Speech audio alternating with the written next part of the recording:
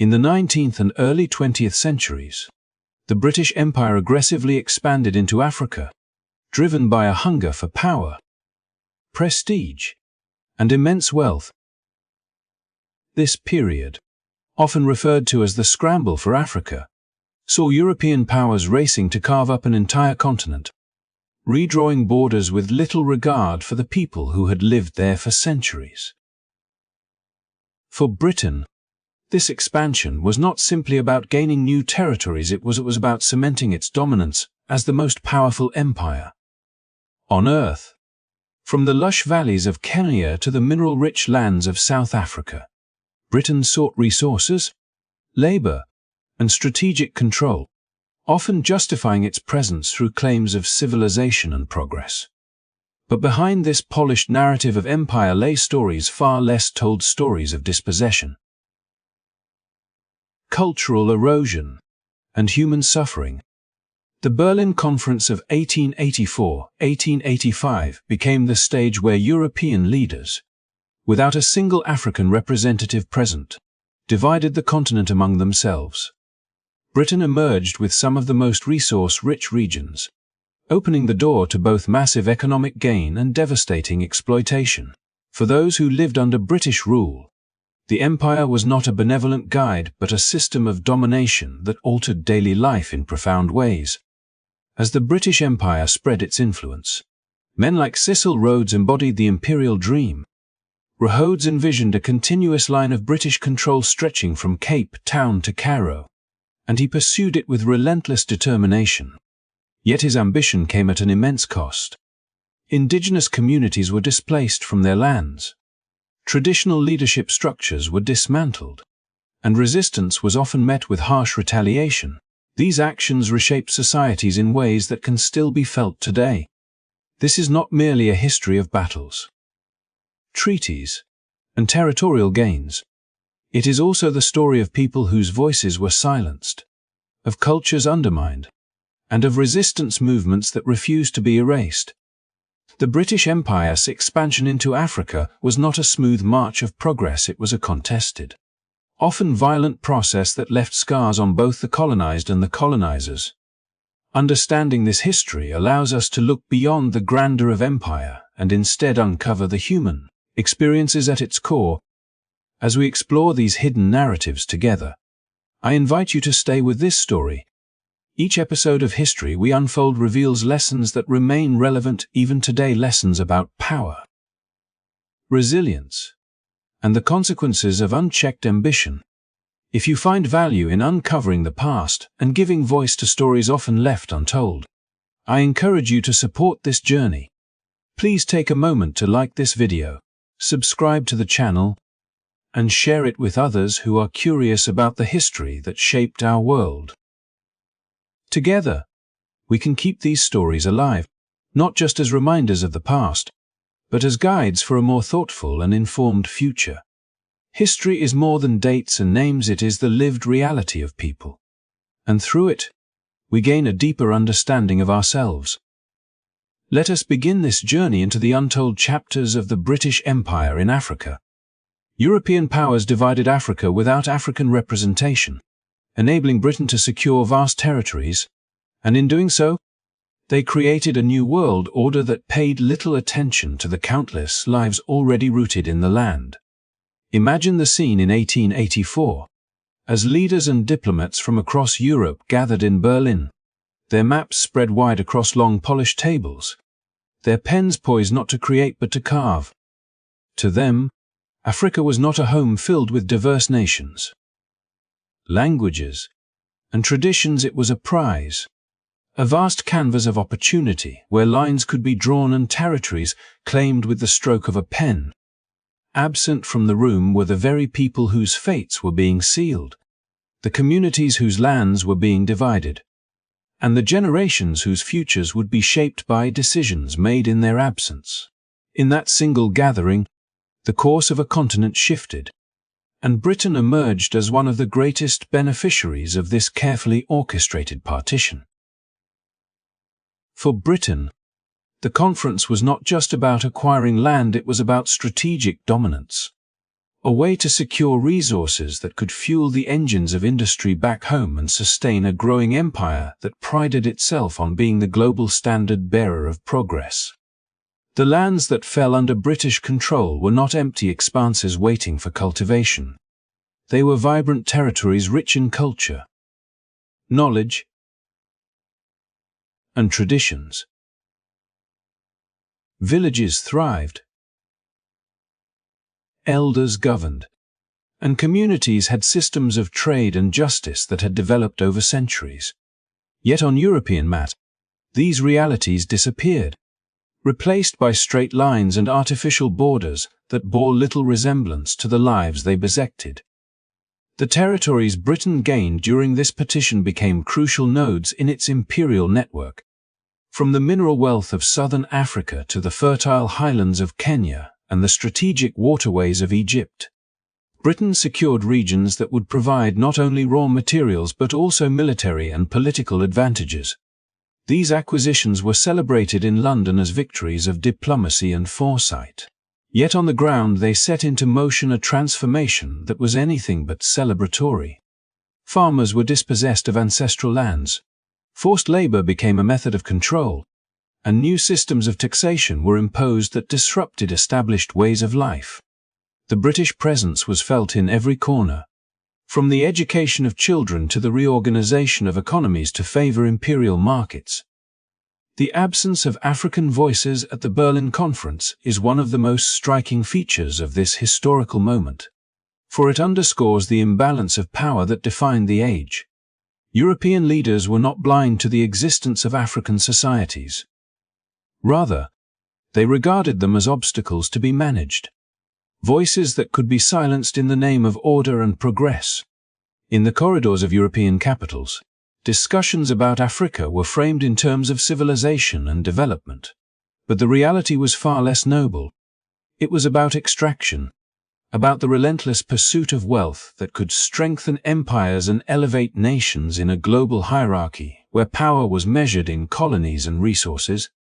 As Britain extended its reach into these new territories, the consequences became more evident.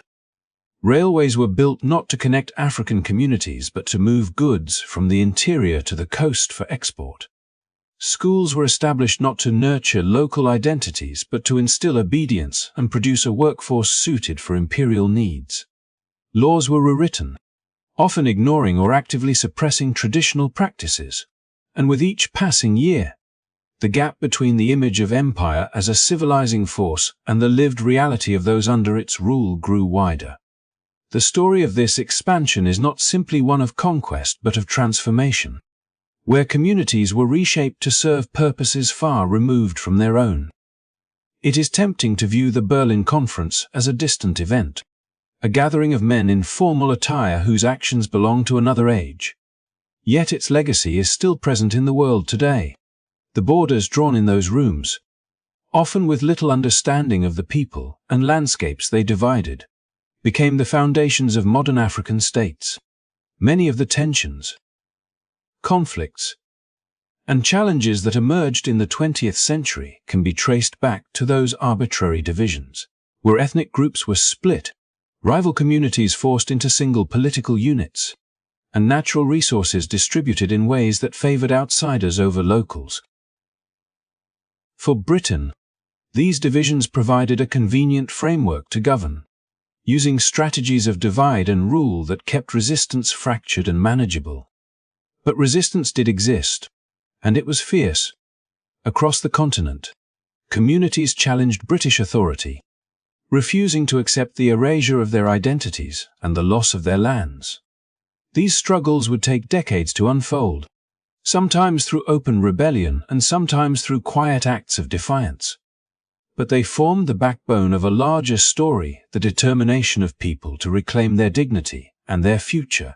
The Berlin Conference may have silenced African voices in its immediate moment, but those voices would rise again, stronger and more united, demanding to be heard. In reflecting on this chapter of history, it becomes clear that the division of Africa was more than a political exercise. It was a turning point that reshaped lives, cultures, and nations. Britain's gains came at a cost measured not in maps or treaties, but in the human toll of displacement, forced labor, and cultural loss. To tell this story is to acknowledge the complexities of empire, to recognize not only the ambitions of those who sought power, but also the resilience of those who endured. As we look back, we see not just the might of an empire at its height, but also the deep scars left in its wake. Scars that remind us of the importance of listening to the voices that history once tried to silence. Rhodes spearheaded expansion through the British South Africa Company, often using brutal tactics, and his name became synonymous with the ambitions and contradictions of the British Empire in Africa. To his supporters in Britain, Cecil Rhodes was a visionary, a man of unshakable determination who dreamed of linking the continent from Cape Town to Cairo with a red line of British control.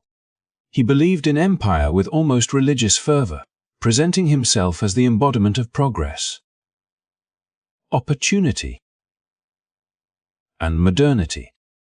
Yet for those who lived on the lands he sought to claim, Rhodes represented something very different. His methods, driven by a relentless desire for wealth and influence, revealed the harsh realities that lay beneath the polished rhetoric of imperial advancement. Born in England but drawn to Africa by the promise of fortune, Rhodes quickly rose from an ambitious young adventurer to one of the most powerful figures in southern Africa. His fortune was built upon diamonds, and with the wealth of Kimberley mines at his back, he wielded both financial and political power.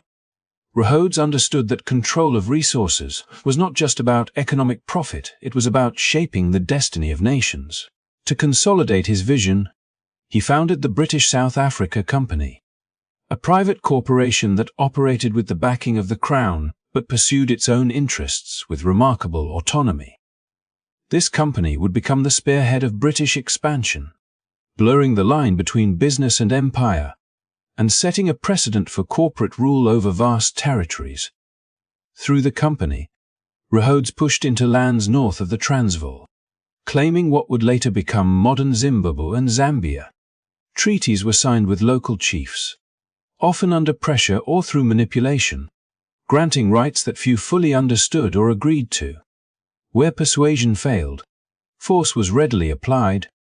The company maintained its own police and military forces, enabling Rhodes to enforce authority far from London's gaze. To the outside world, these acts were justified as the spread of order and civilization, but for the communities affected, they meant displacement, the loss of fertile lands, and the undermining of traditional structures of leadership. Entire societies were reshaped not for their own benefit, but to serve the interests of an empire that was expanding at breathtaking speed. The expansion of the British South Africa Company was not simply about securing land. It was about transforming those lands into engines of profit. Taxes were imposed that compelled local people to work in mines or on European-owned farms. Labor systems were introduced that restricted freedom, and economic structures were redesigned to channel wealth outward rather than nurture local development. Rhodes envisioned a world where the natural riches of Africa flowed directly into the arteries of empire, sustaining Britain's industrial might and furthering his personal dream of dominance. To achieve this vision, he did not hesitate to use strategies that exploited divisions among African communities, applying the classic tactic of divide and rule to weaken resistance. Rhodes' ambitions were not confined to the economic sphere alone. He also sought political influence on a grand scale, serving as Prime Minister of the Cape Colony and using his position to promote policies that entrenched racial hierarchies and limited the rights of the majority population. These measures laid the foundations for systems of inequality that would endure long after his death, shaping the political and social landscapes of southern Africa for generations. His belief in the superiority of British rule was unwavering, and he argued that the extension of empire was a moral duty, a way of bringing stability and progress to the world. Yet beneath this language of duty lay the reality of control, where the advancement of one group came at the expense of many others. The legacy of Rhodes' expansion cannot be understood without acknowledging the resistance it provoked. African communities did not simply accept the incursions of the British South Africa Company. They resisted in ways both large and small. Uprisings broke out, warriors fought to defend their lands, and leaders sought to negotiate terms that might preserve some measure of autonomy. These acts of resistance often met with overwhelming force, as the company's troops, armed with modern weapons, crushed opposition and imposed new systems of governance. The imbalance of power was stark, and yet the determination of local communities to resist domination remained a defining feature of this era. Looking back, Rhodes' story reveals much about the wider dynamics of imperial expansion. He embodied the blend of corporate ambition, political maneuvering, and military might that allowed the British Empire to extend its reach so far and so quickly. His actions demonstrated how individuals, driven by personal ambition, could shape the fate of nations, leaving behind legacies that were both celebrated and condemned. For Britain, Rhodes was a hero, a symbol of vision and achievement. For Africa, his legacy was far more complicated, intertwined with stories of loss, struggle, and survival. The tale of Cecil Rhodes and the British South Africa Company is not just a chapter of colonial history. It is a reminder of how power operates, how wealth can bend the course of empires, and how the voices of those most affected can be silenced in the pursuit of grand visions. To understand this history is to confront the complexity of empire, where ambition and exploitation walked hand in hand. It is to recognize that beneath the soaring rhetoric of civilization and progress lay a reality that was far more contested, shaped not only by the will of empire builders, but also by the resilience of those who stood against them. And it is to see that the lines drawn across maps and the policies crafted in distant capitals left marks that remain visible today, etched into the histories of nations and the memories of people whose lives were forever altered by the relentless drive of one man and the company he commanded. Indigenous traditions and identities were systematically dismantled under colonial rule, and this process formed one of the most profound yet often overlooked consequences of the empire's relentless expansion. Long before the British flag was raised over distant territories, communities across Africa had developed complex systems of belief, governance, and cultural expression that gave meaning to their lives and continuity to their histories. These traditions were not primitive remnants awaiting replacement, but dynamic and deeply rooted practices that connected generations, honored ancestors, and preserved knowledge of the land. Yet in the eyes of the colonial authorities and companies that advanced their reach, these traditions represented obstacles to control, barriers to the vision of progress that Britain claimed to embody. To secure domination over vast new territories, it was not enough to occupy land or extract resources.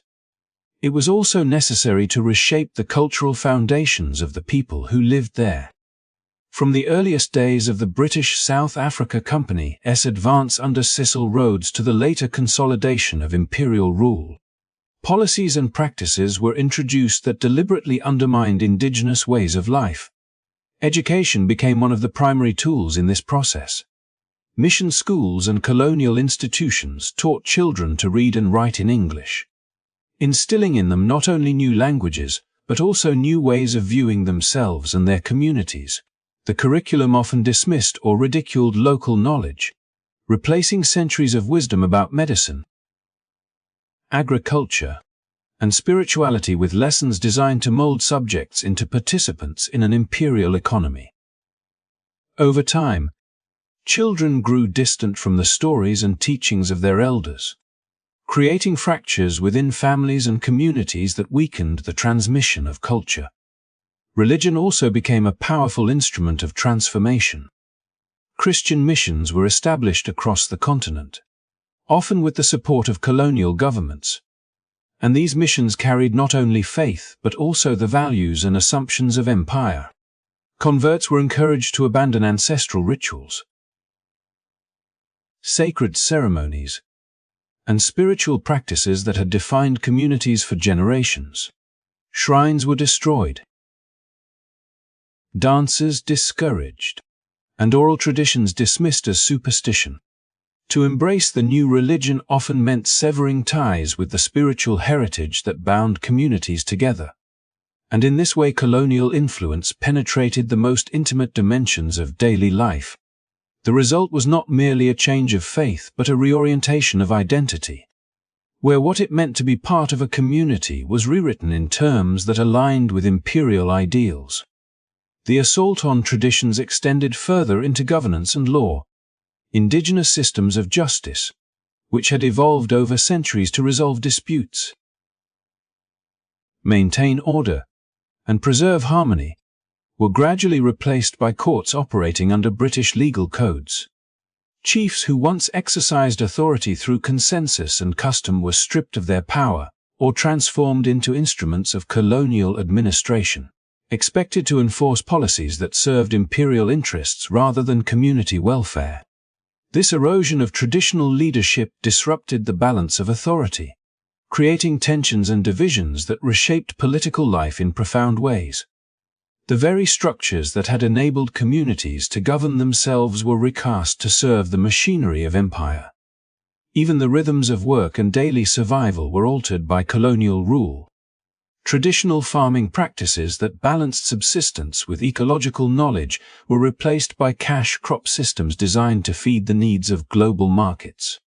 Families that once grew food to sustain their households found themselves compelled to produce cotton, tea, or other crops for export, leaving them vulnerable to hunger and dependent on systems that prioritized imperial profit over local well-being.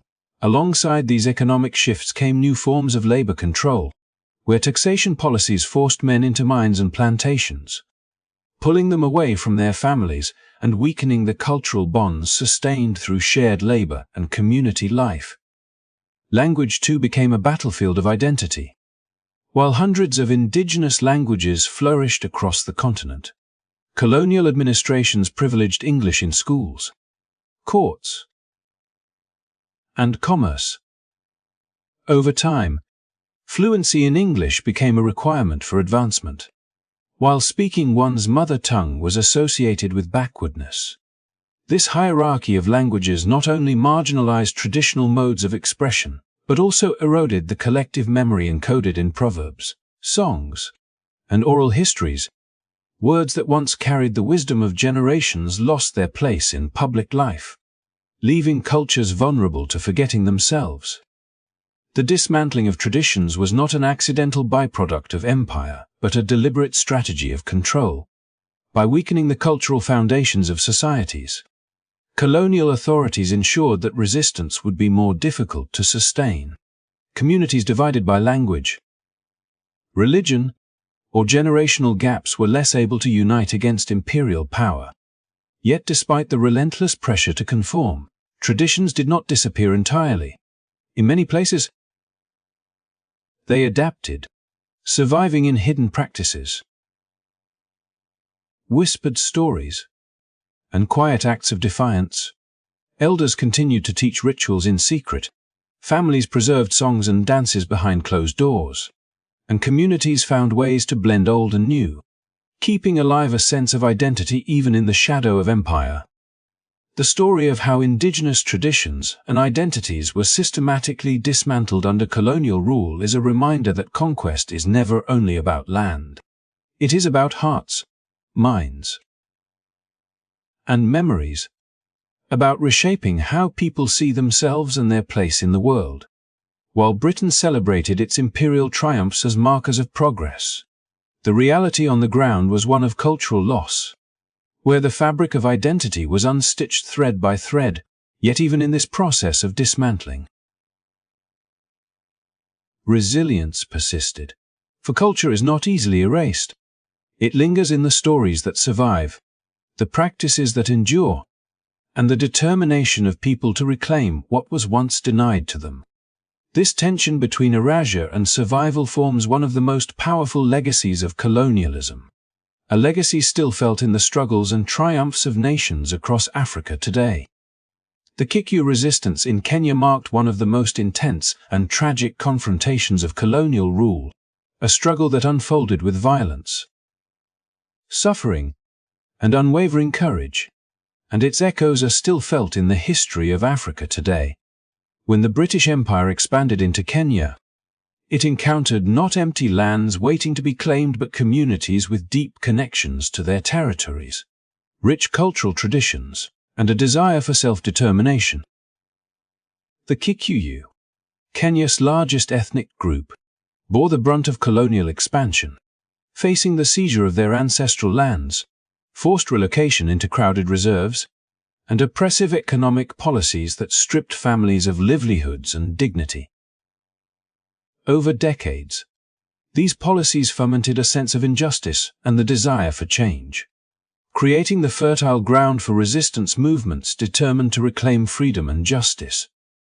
This resistance took shape most notably in what became known as the Mau Uprising, a movement that combined organized political advocacy with militant action. The Kikuyu people, pushed to the margins and treated as second-class subjects under colonial rule, began to rise against a system that denied them basic rights and imposed harsh controls over their lives. Leaders like Jomo Kenyatta initially sought peaceful negotiation, hoping to achieve reform and independence through dialogue. Yet many young Kikuyu saw no alternative but armed struggle to confront an administration that had shown little willingness to listen. Members of the movement bound themselves with oaths of loyalty and secrecy, creating a disciplined force that challenged both settlers and colonial authorities in a fight that was as psychological as it was physical. The British response to the uprising was swift and brutal. Colonial authorities, determined to maintain control over their prized colony, employed methods that today would be recognized as violations of human rights on a massive scale. Detention camps were established across Kenya, designed not merely to imprison rebels, but to suppress an entire population suspected of sympathizing with the Mau. Between 160,000 and 320,000 Kikuyu were interned in these camps, while more than 1 million were confined to enclosed villages under a policy known as villagization, aimed at isolating potential insurgents and controlling resources. Life in these camps was harsh and dehumanizing, characterized by overcrowding, malnutrition, forced labor, and constant surveillance, and many detainees endured physical abuse, torture, and humiliation as part of systematic efforts to extract confessions and force compliance. Among these camps, Hola Camp gained notoriety for its particularly grim treatment of detainees, becoming a symbol of colonial brutality.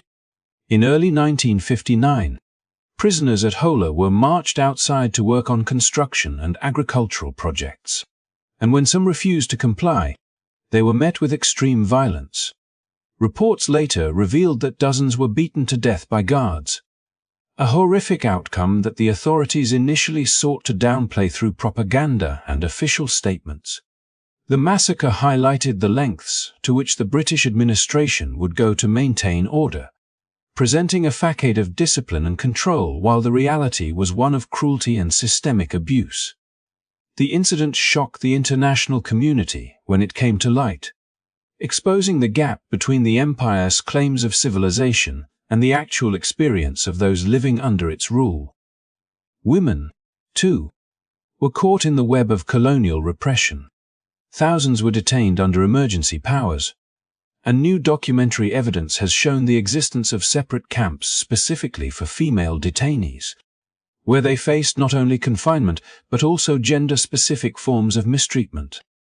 The systematic targeting of women was part of a broader strategy to suppress the Mau movement and dismantle family and social structures that might support rebellion, illustrating the totalizing nature of the British campaign to assert control. The Kikuyu resistance and the British response were not isolated events but part of a continuum of struggle across Africa, where local communities consistently resisted the imposition of foreign authority. The Mau uprising, while ultimately suppressed militarily, played a crucial role in galvanizing the push toward Kenyan independence. revealing both the capacity for organized resistance and the moral costs of colonial rule. The atrocities committed, including torture, massacres, and forced relocation, left deep scars in the collective memory of the nation. Yet they also fostered a determination to seek justice and reclaim sovereignty. Examining this history reveals the human dimension behind geopolitical strategies and imperial ambitions. It is easy to view the period of British expansion in Africa as a series of treaties, railways, and maps. But the Kikyu experience reminds us that behind these abstractions were real people, families, and communities whose lives were profoundly disrupted. The violence they endured was not incidental but a calculated component of a broader strategy to maintain control over a restive population and exploit land and resources. The Momo Rebellion, with its complex motivations and harsh consequences, offers a window into the resilience of communities under oppression, showing how courage and determination can persist even in the face of overwhelming power. In reflecting on the Kikyu resistance, we also see the importance of historical memory and accountability. The Hola Camp massacre and the broader patterns of detention and abuse were hidden for years, but as records were declassified and survivors' testimonies emerged, the extent of colonial brutality became undeniable. These revelations have reshaped our understanding of colonial history, emphasizing the need to confront uncomfortable truths and recognize the experiences of those who resisted. The story of the Kikyu and the Mau Mau is thus not only one of suffering but also of endurance and a struggle for justice that resonates far beyond the borders of Kenya, reminding us of the enduring impact of colonialism and the necessity of remembering the voices that history once sought to silence. By understanding the Kikyu resistance and the tragedies of detention camps like Hola, we gain insight into the human cost of empire, the moral compasses inherent in conquest, and the ways in which courage and resilience can shine even in the darkest chapters of history, offering lessons about the value of freedom, dignity, and the power of collective action in the face of oppression. The story of hundreds of thousands of Kenyans imprisoned in colonial camps during the Mau Mau uprising is one of the darkest and most haunting chapters in Africa's encounter with empire. A tale of resilience shadowed by extraordinary suffering, and yet one that must be told to understand the full weight of imperial ambition. When the British administration sought to quell resistance in Kenya, they did not merely confront armed fighters, but a population determined to reclaim its land, rights, and dignity. The response was sweeping, systematic, and unrelentingly harsh, as colonial authorities implemented policies that aimed to control every aspect of daily life, stripping individuals of freedom, identity, and sometimes even life itself. The camps, which would eventually house hundreds of thousands, became instruments of domination, places where caution, fear, and violence were used to reshape a society under the watchful eyes of distant officials in London. These camps, sometimes referred to as detention centers or concentration camps in contemporary reports, were more than prisons. They were mechanisms designed to enforce submission on an entire ethnic group. People of all ages, women, and children, were relocated forcibly, often torn from their homes with little warning, and transported to enclosed areas where the colonial administration exercised near total control. The conditions within these camps were dire from the outset. Overcrowding was rampant, shelters were insufficient to protect inhabitants from the harsh climate, and sanitation was minimal, creating fertile ground for the spread of disease. Food was scarce and rationed unevenly, ensuring that malnutrition became an everyday reality for many detainees. Those who fell sick had little hope of adequate care, and the weak, especially children, became the most vulnerable victims of a system designed to break both bodies and spirits. Forced labor was a central feature of camp life. turning detainees into instruments of colonial projects rather than participants in their own communities. Inmates were compelled to work on infrastructure projects, agricultural tasks, and other labor-intensive endeavors that supported the British administration and its commercial interests. The work was physically exhausting, often carried out under harsh supervision and with brutal methods of punishment for perceived insubordination or failure to meet quotas. Families were separated, routines disrupted, and a pervasive climate of fear was maintained to suppress dissent. This labor, framed by authorities as rehabilitative or necessary for maintaining order, served instead to entrench power hierarchies and extract value from the very people whose lands and resources had been seized. Abuse in the camps extended far beyond the physical demands of forced labor. Torture and corporal punishment were systematic, employed to extract confessions, intimidate others, and break loyalty to the Maw movement. Men and women alike endured beatings, sexual violence, and public humiliation, while children witnessed acts of cruelty that would leave psychological scars for decades. The methods used reflected a calculated effort to destabilize the social fabric of the Kikuyu and other affected communities, targeting not only individuals but the relationships that held families and villages together. By eroding trust, instilling fear, and enforcing obedience through terror, the colonial authorities sought to ensure that resistance would be fragmented and contained. The killings that occurred within these camps were both selective and indiscriminate, a grim testament to the extremes of power exercised over captives. While some deaths were the result of forced labor and harsh conditions, others were deliberate acts of violence against those deemed hardcore insurgents. One of the most notorious examples remains the Hola Camp massacre, where detainees refusing to comply with labor demands were beaten to death. A shocking event that exposed the gap between the British narrative of order and civilization and the brutal reality on the ground. News of such atrocities, when it eventually emerged, fueled outrage abroad and became a catalyst for questioning the morality of colonial rule. Yet within Kenya, it left an indelible mark on survivors and their families, shaping memories of betrayal and injustice that would endure for generations. Women in the camps faced specific forms of oppression, often subjected to community detention programs intended to control households and undermine support for the rebellion. New evidence has shown that separate facilities were created for female detainees, where isolation, forced labor, and gendered forms of punishment further compounded the suffering endured by the population. These women bore the dual burden of enduring personal abuse, while also witnessing the torment of their children and neighbors, highlighting the comprehensive nature of the colonial effort to dominate and restructure society through fear and coercion. Despite these extreme conditions, the spirit of the people imprisoned in the camps persisted.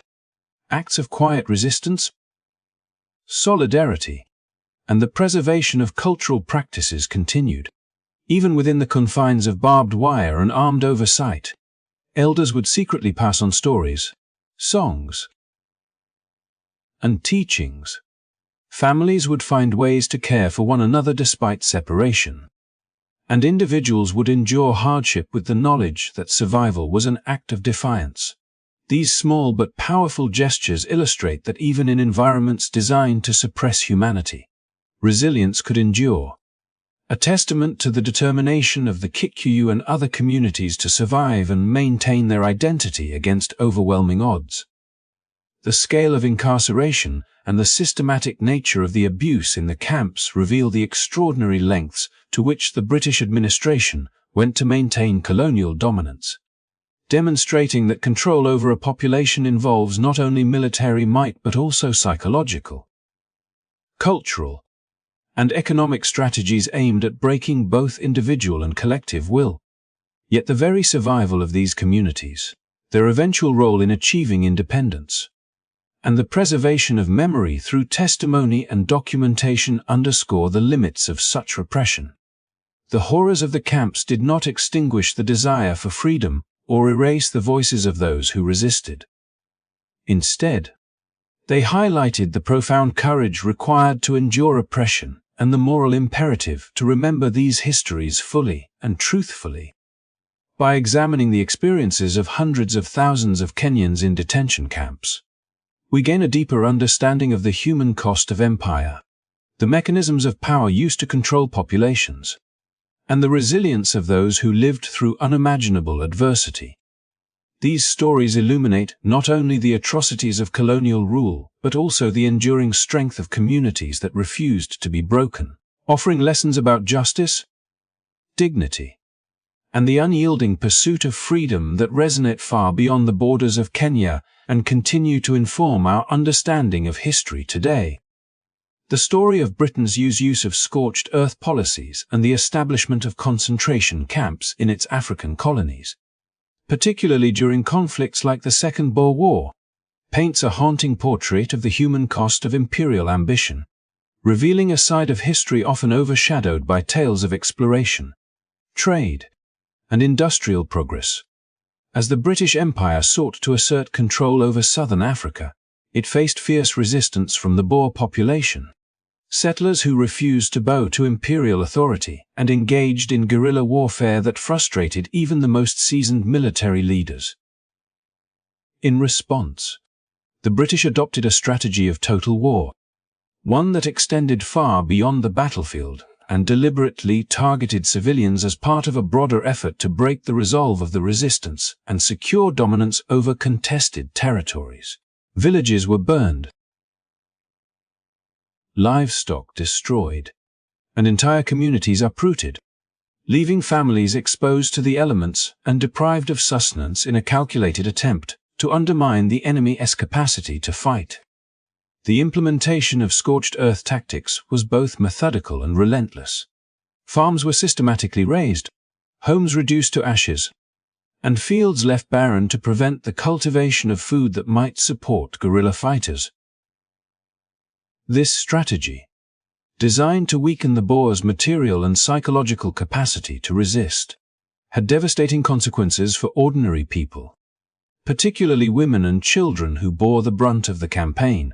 Forced from their homes and placed in makeshift camps, these populations faced overcrowding, malnutrition, and inadequate shelter, conditions that were compounded by limited medical care and poor sanitation. Within the confines of the camps, disease spread rapidly, and the mortality rate soared, creating a grim testament to the lethal consequences of strategies that conflated civilian populations with military targets. These concentration camps were unprecedented in their scale and ambition, representing one of the earliest instances in which a colonial power systematically targeted an entire civilian population as part of a counterinsurgency campaign. Families were torn apart, often separated along lines of age or perceived loyalty, and forced to adapt to a regimented life in which survival depended on compliance and endurance. Women and children alike were subjected to forced labor, performing grueling tasks under constant supervision, while those who resisted faced harsh punishment or outright execution. The camps became spaces where human dignity was suspended, and the ordinary rhythms of life education. Family care. Cultural practices were obliterated, replaced by a relentless system designed to extract control and assert imperial authority.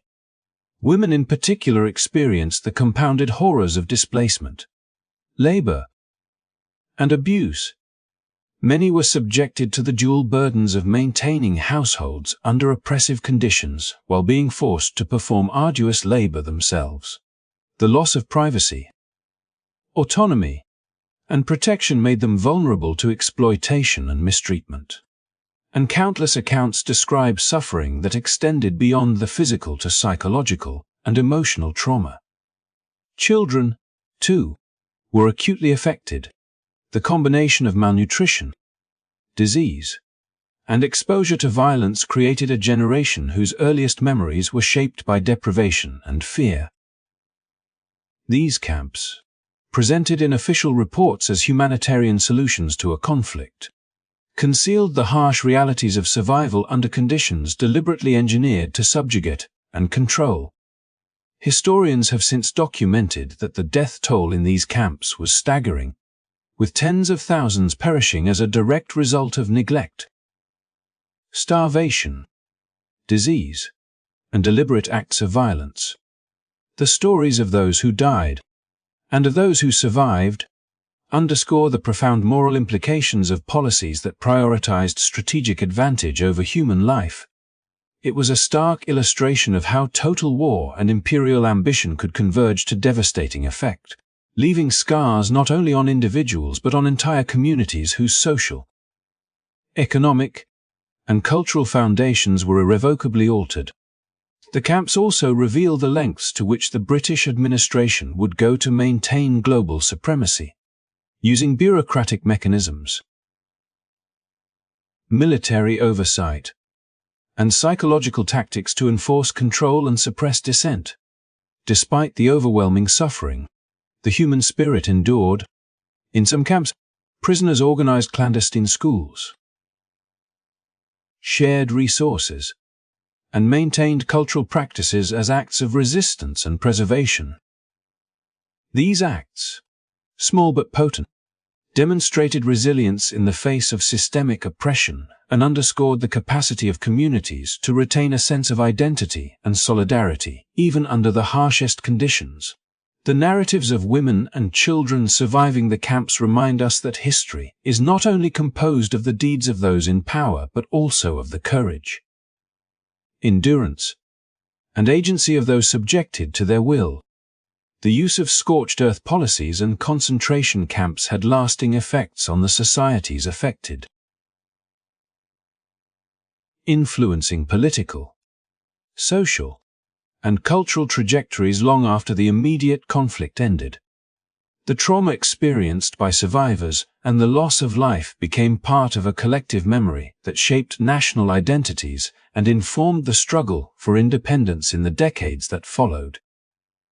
The camps, once shrouded in official secrecy and propagandistic narrative, were gradually brought to light through declassified documents,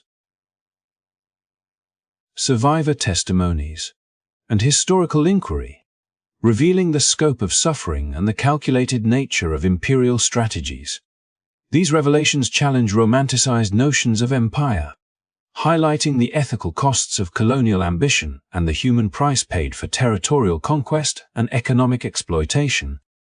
By examining these events in detail, we gain insight into the profound consequences of conflating military objectives with civilian populations, the moral compasses inherent in total war, and the resilience of human communities in the face of oppression.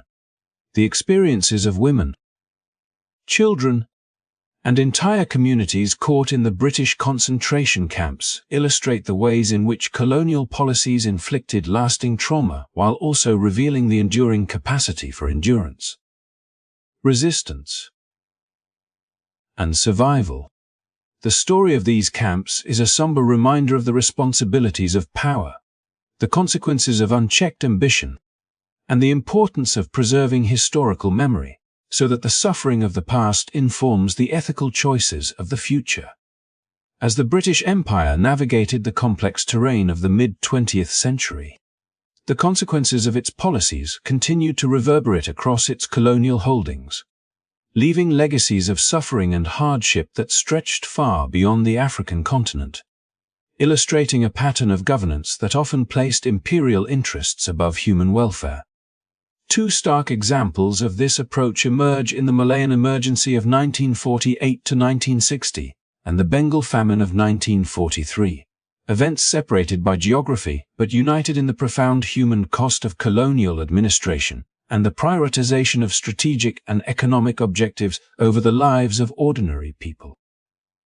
In Malaya, the British faced an insurgency led by the Malayan National Liberation Army, the armed wing of the Malayan Communist Party, whose campaign of guerrilla warfare sought to challenge colonial rule and advocate for self-determination. The British response combined military operations with social engineering, forcibly relocating populations to secure areas.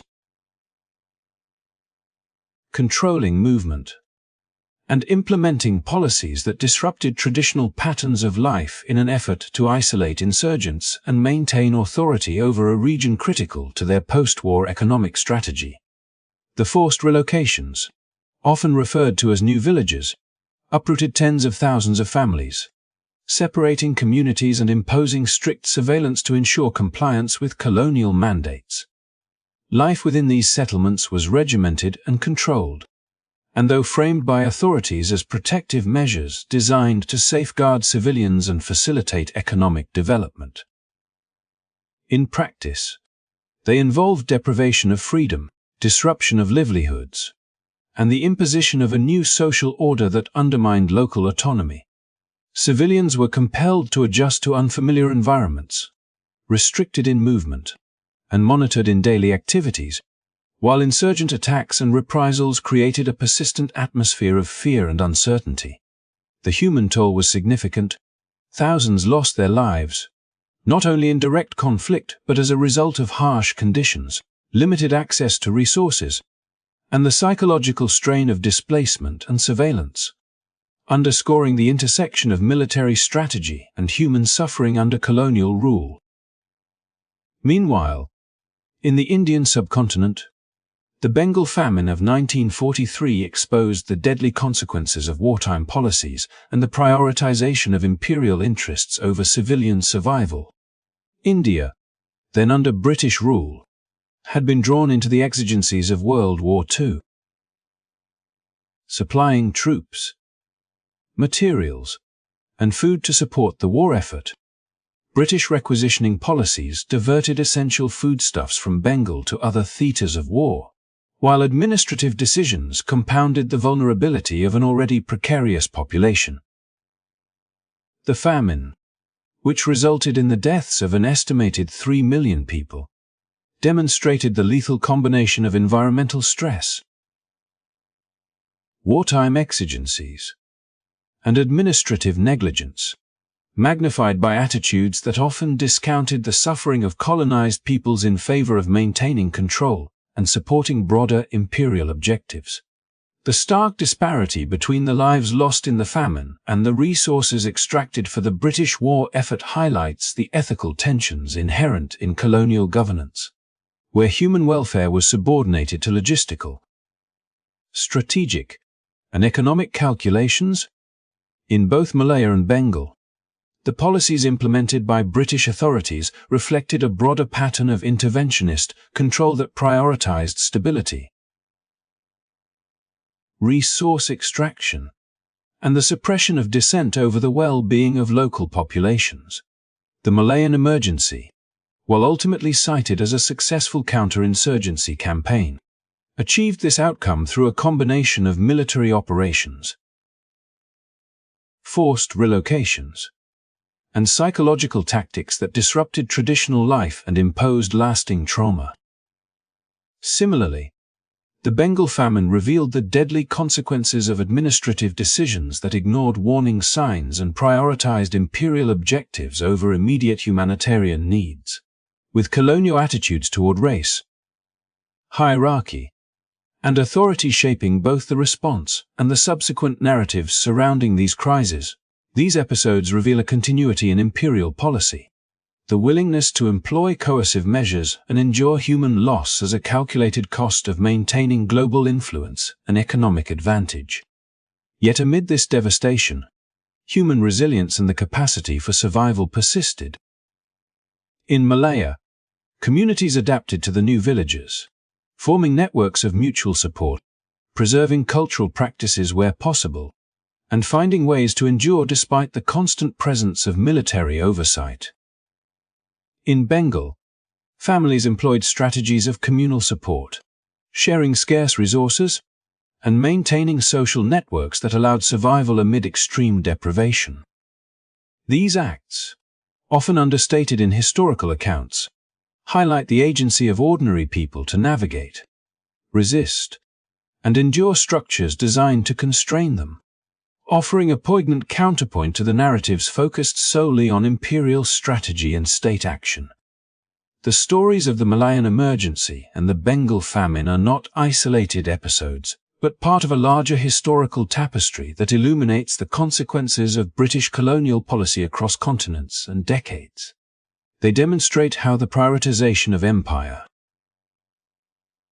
strategic objectives, and resource control often led to widespread suffering and mortality, challenging narratives that emphasize administrative efficiency, progress, or benevolence.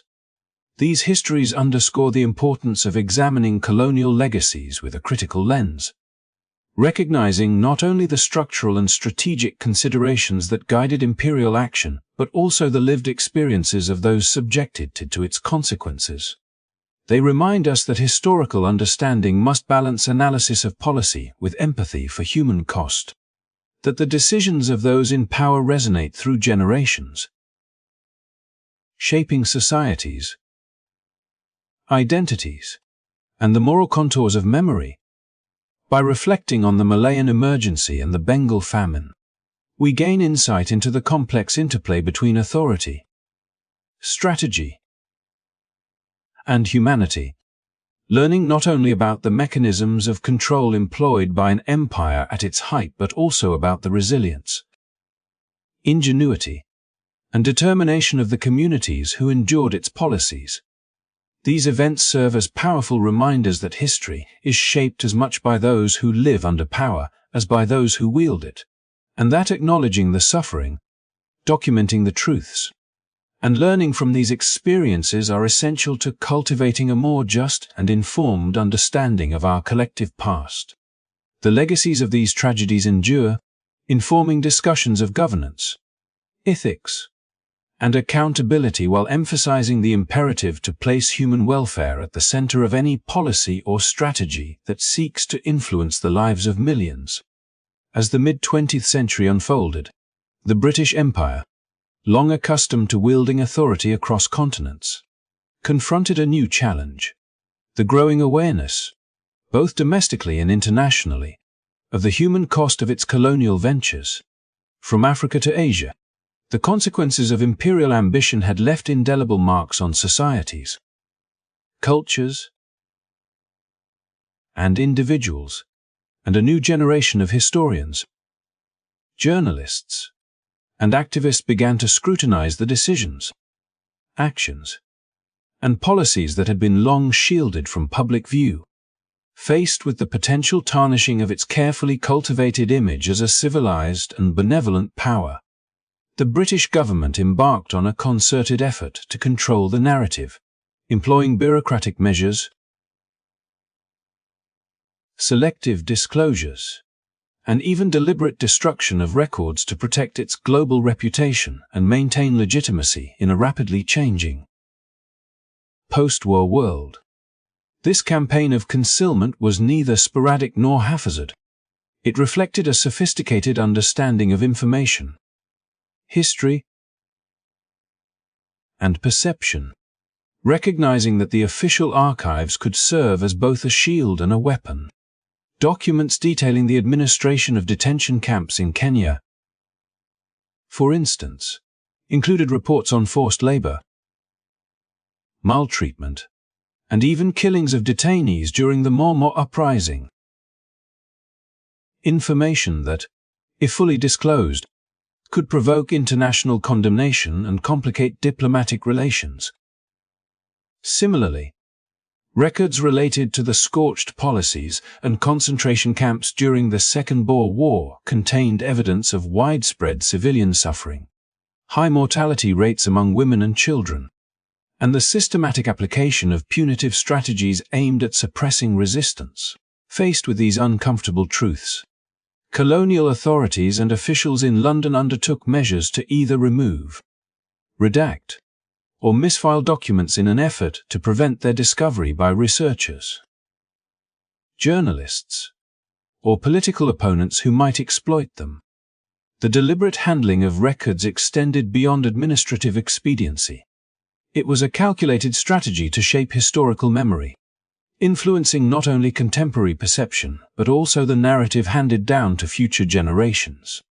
by obscuring evidence of human suffering, exploitation, and systematic abuses. The British government sought to preserve an image of the empire as orderly, fair, and just, effectively rewriting the public understanding of colonial history. Internal communications reveal that decisions about record keeping and document destruction were often framed in terms of national interest, with officials reasoning that exposing atrocities or mismanagement could undermine confidence in the government, weaken diplomatic leverage, or fuel anti-colonial sentiment at a critical juncture in the empire's waning influence. Yet the consequences of this concealment were profound. By limiting access to records, the British government impeded scholarly research, delayed the acknowledgement of victims' experiences, and allowed a sanitized version of events to dominate public discourse for decades. Histories of the Moor Rebellion, the concentration camps of the Boer War, and the Bengal famine were for years filtered through selective documentation. Official statements and media reports that downplayed or omitted the human cost of policy decisions. Survivors' testimonies and oral histories became crucial in filling these gaps, providing evidence of what the archives had concealed and preserving narratives that would otherwise have been lost. The reliance on oral accounts, however, was itself a challenge to traditional historical methodology, as many scholars were conditioned to privilege official documents over personal recollections, inadvertently allowing state narratives to persist longer than they might have had the records been complete and accessible. The strategic destruction and concealment of records was not limited to Africa. Across the empire, similar practices were evident wherever colonial policies might invite scrutiny. In India, for example, internal reports on the Bengal famine contained chilling assessments of administrative failures, mismanagement of food distribution, and public indifference to the suffering of millions. Yet much of this documentation was either classified, destroyed, or buried in bureaucratic archives. By controlling access to these records, the British authorities effectively controlled the story that would be told about their governance. Emphasizing efficiency, sacrifice, and strategic necessity while muting the voices of those who had suffered under policies that prioritized imperial objectives over human welfare. The process of concealment was itself indicative of the lengths to which a global power would go to manage its reputation, revealing a sophisticated understanding of the power of narrative and the political consequences of historical memory. Scholars who have since examined declassified documents, leaked reports, and archival materials have noted the systematic nature of these efforts, observing patterns of selective destruction, redaction, and relocation designed to shield damaging information from public view. In Kenya, the discovery of previously hidden files in the Hanslope Park archive provided critical insight into the scale of detention, the conditions within camps, and the abuses perpetrated against detainees, reshaping historical understanding and confirming the long-suspected existence of deliberate obfuscation by colonial authorities. The concealment of records also illustrates the ethical and moral dimensions of historical control. By suppressing evidence of abuse, the British government not only delayed justice and recognition for victims, but also contributed to a collective amnesia that affected national and international perception of colonial rule. This manipulation of historical memory allowed official narratives to persist unchallenged for decades, influencing textbooks, media accounts, and political discourse, and shaping generations' understanding of the empire's legacy. Yet, paradoxically, the very act of concealment eventually became a source of historical revelation. As researchers, journalists, and activists work to recover lost documents, piece together oral histories, and illuminate the full extent of the human cost of imperial policies. Through these efforts, the full scope of Britain's colonial record has begun to emerge, demonstrating not only the impact of policies that caused widespread suffering but also the lengths to which authorities went to control how that history was remembered. The deliberate destruction and concealment of records underscores a central tension in the exercise of power: the desire to project authority and legitimacy while minimizing accountability for harm, a tension that continues to inform discussions about transparency, historical responsibility, and the ethical stewardship of information.